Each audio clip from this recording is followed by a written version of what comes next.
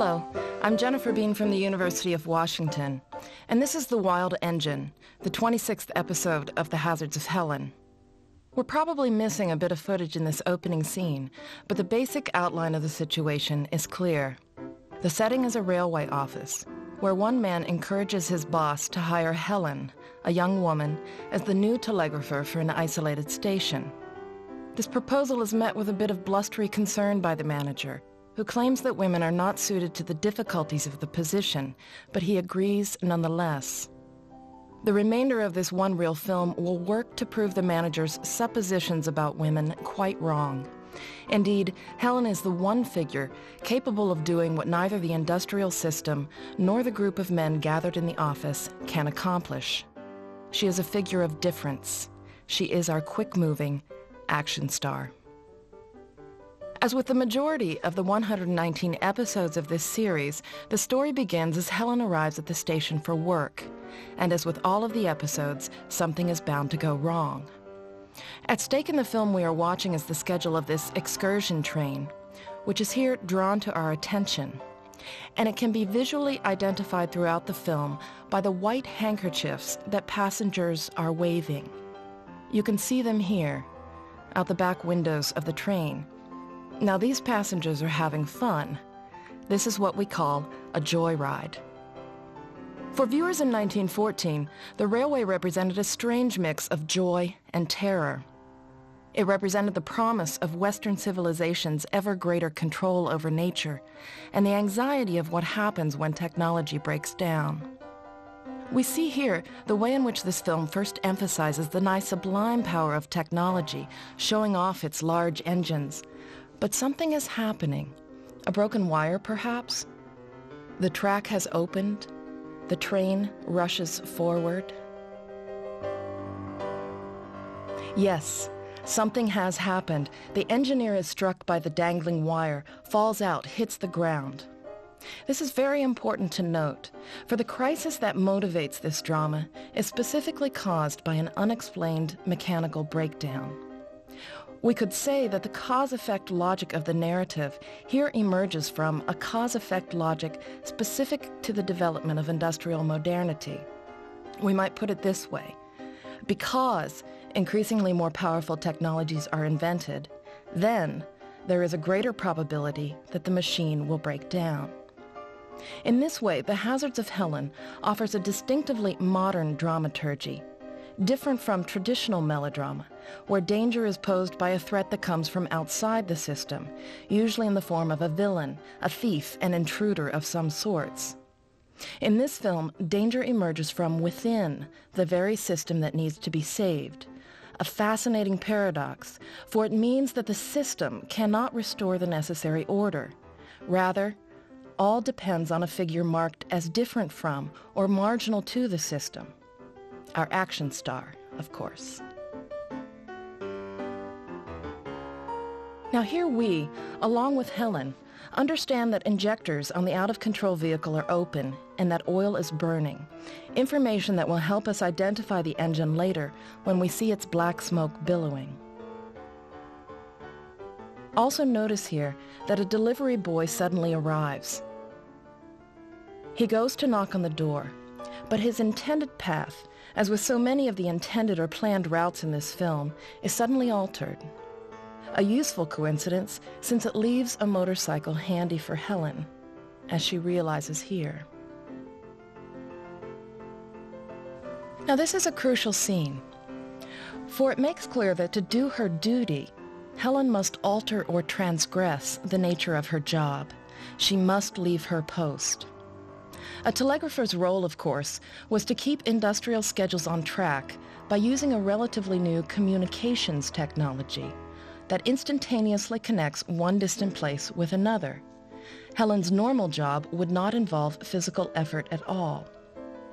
But in the Wild Engine, as we've seen, the system no longer works, and Helen must communicate between different, distant places by using her body, by risking fast-paced, dangerous maneuvers. It is as if the human body must make up for what technology promised to do, but has failed to do. Now, from this point on, the plot rushes forward, and as if mirroring the confusion of an industrial system that is no longer organized, the plot too appears haphazard, disconnected. We see Helen rushing along the track, and now here, another train, a new train in our plot, simply one of many going somewhere, suddenly caught in the midst of the ongoing crisis. The engineers look out the side to see the black flag on the ground that Helen has left. And we're now going to see two more trains.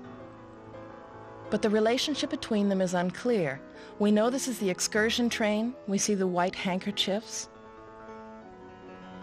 But the cutting to this other train, which is the runaway engine, notice the black smoke billowing, is unclear. How close are they to one another? And where is Helen racing along on her motorcycle in relation to those two trains as well?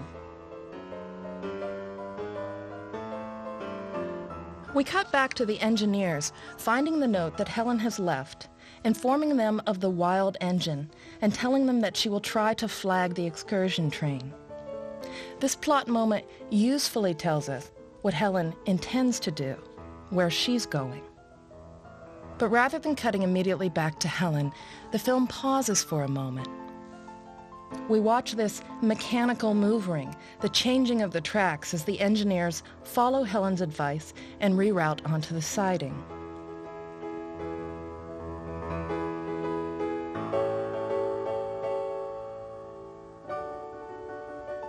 Now here, we cut again to an entirely new space, the open water. And again, the relationship between this space and previous spaces are not entirely clear. But there's a reason for this, as we will shortly see. First, however, let's note the lengthy take of this shot, which offers a lingering view of the ship. And it somewhat neatly matches our previous shot, where the camera lingered on the steely body of the train as it shuttled onto the siding. Such spectacles comprise a key part of the fascination these films exerted for viewers. Equally fascinating, of course, is our action heroine. Although we're not entirely certain what is about to happen, the confusion, as I said, is precisely the point. It creates the surprise and the shock.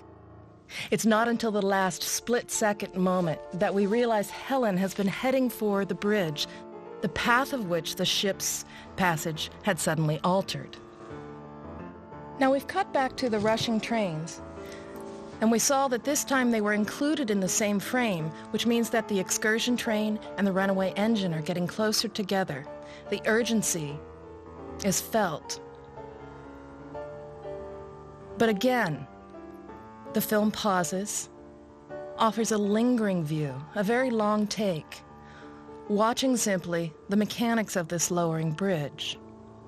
Again, a very important part of the visual spectacle, the visual fascination, integral to the film's design.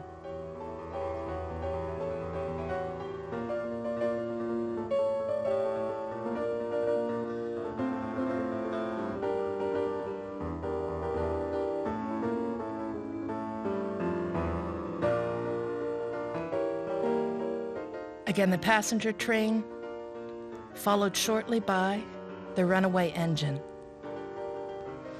The urgent situation is still going on, and we return to Helen emerging from the water, relatively unscathed but a little bedraggled, rushing forward on her path to flag down and save the excursion train. She will here get the help of the operator of the bridge.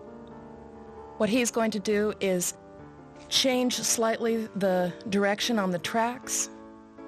Helen, using her body and still rushing forward, is going to do her job as a telegrapher and communicate to the train, telling it to move out of the way of the runaway engine and onto the side track.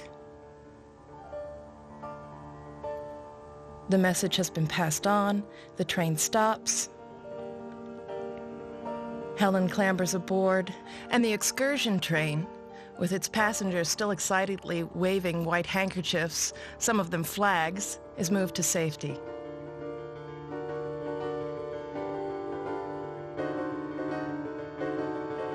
You see it very clearly here in this shot as the runaway engine moves on and the passengers are safe. It seems to some degree that the central concern of the plot has been taken care of here. But there is, of course, still the matter of that runaway train. And what will happen through the rest of the film is Helen, along with the engineers, have uncoupled the engine of the excursion train and are rushing off in pursuit of the wild engine, which they will capture, hold on to, and pull back into line, or back on track, we might say. Now, throughout this film, as you can see from what we've been looking at, the series depended on viewers' fascination and fear of technological things. As with contemporary action films, this dramaturgy is about speed. It generates a sense of disorientation and turns on the excitement of unusual physical performance, the performance of daring physical stunts. Although The Wild Engine only offers one such stunt, and that was Helen's thrilling ride off the open drawbridge, many episodes in the series offered 2, occasionally even 3, stunting scenarios. Helen would leap onto the thin tops of moving trains, or dangle from bridges, or drop out of airplanes, wrestle with thieves, and so on. Quite obviously, given its plucky working girl heroine, The Hazards of Helen appealed to the notoriously high number of female filmgoers emerging in the 1910s. But it is also important to remember that, as with the contemporary action film, that the series generated a wide appeal to audiences abroad as well.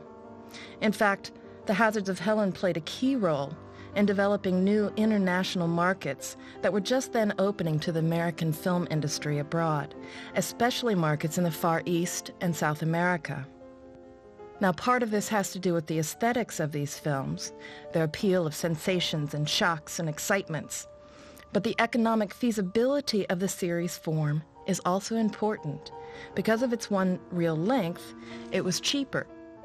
As historian Kristen Thompson tells us, in Japan in 1916, The Hazards of Helen was a big hit, but the major brands of American feature films were too expensive for Japanese theaters. Financial feasibility is one thing, but ultimately, the appeal of these films depended on the appeal of its central heroine, Helen. And as I've been stating throughout, Helen is marked as different. Now, of course, difference comes from her female identity on the one hand, but notice here, in the cutting in this telephone scene, that Helen is also always framed differently. She often occupies the frame alone, in contrast to the group of men framed together in the office at the main station. Now, this final scene could also be seen as continuing a sense of Helen's difference. Titled An Apology, it could mean the apology of the manager to Helen for not believing women could do the job. It could also be Helen's apology to the manager for ruining the motorcycle on her daring rush to the rescue. She is a figure of difference, of risk, never entirely absorbed into the railway system. And this is the genius of the series as a narrative system. This is why Helen returns, over 3 years, 119 times.